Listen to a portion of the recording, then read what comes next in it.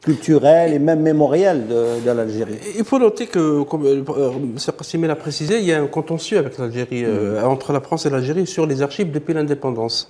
La France a restitué à l'Algérie 2% seulement des archives. Pendant toute cette période, il y a beaucoup de groupes mixtes, de groupes de travail qui se sont réunis, etc. La France a un point. Elle estime que les archives de souveraineté ne sont pas livrables. Alors l'Algérie ne veut pas de copies, elle veut des originaux. Et Mme Bachelot n'a pas fait un acte de générosité. Il faut rappeler qu'il y a une loi en France qui a été votée en 2008 sur les archives, sur la communication des archives. Toute personne peut accéder aux archives, mais évidemment, il y a une condition, c'est les informations qui est nécessaire d'être protégées pendant un certain temps. Il s'agit surtout du secret défense. Le secret défense concerne plusieurs points. Il y a la conduite de la politique extérieure de la France, le secret médical, le secret industriel, etc. Donc la loi autorise l'accès aux archives. Les chercheurs algériens et les historiens algériens ont beaucoup de difficultés d'accéder aux archives françaises, ne serait-ce que parce qu'il y a des difficultés d'avoir le visa, déjà sur ce point. Maintenant, pour les archives administratives, une bonne partie des registres d'état civil, parce que l'état civil, c'est assez délicat, sont restés en Algérie après l'indépendance. Une bonne partie. La France, avant de partir, ils ont fait des copies. Ils ont fait 2 exemplaires. Un exemplaire est resté en Algérie. L'autre a été rapatrié, entre guillemets, en France. Mais la question du droit d'accès à la mémoire est importante dans la mesure où toutes les conventions internationales le permettent.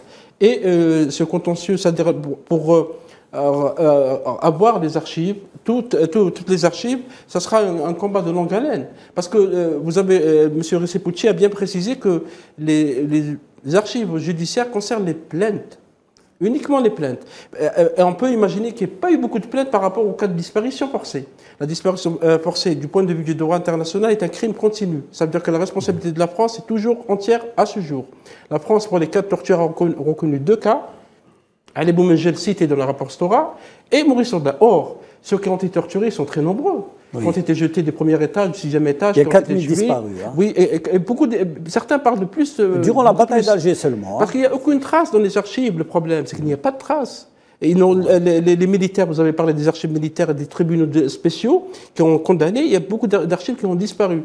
Et la question pour les archives judiciaires est un peu cruciale. Côté français, je vous invite à lire l'éditorial du journal L'Opinion, qui a été très critique à l'égard de la décision de Bachelot, considérant que c'est une repentance, parce qu'à chaque fois qu'on parle d'archives, à chaque fois qu'on parle de la responsabilité de la France pour les cas de disparition, de torture, tous les crimes coloniaux, on ressort cette histoire de repentance. Or, les Algériens n'ont jamais demandé de repentance. Les Algériens ont demandé que la France reconnaisse ces crimes.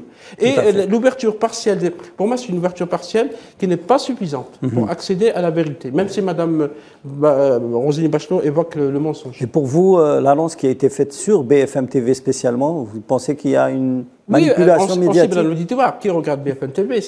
C'est l'électorat de droite. C'est pour ça que c'est lié aux considérations électorales, même si le président Macron, en 2018, il avait promis d'ouvrir les archives, notamment liées au secret défense, qui ont été refermées après, parce que suite à une plainte du ministère des Armées français, réouvert encore une fois par le Conseil d'État, parce qu'il a annulé la décision, mais après ils ont introduit des conditions, on en parlera peut-être plus tard, notamment les archives concernant les essais nucléaires français dans le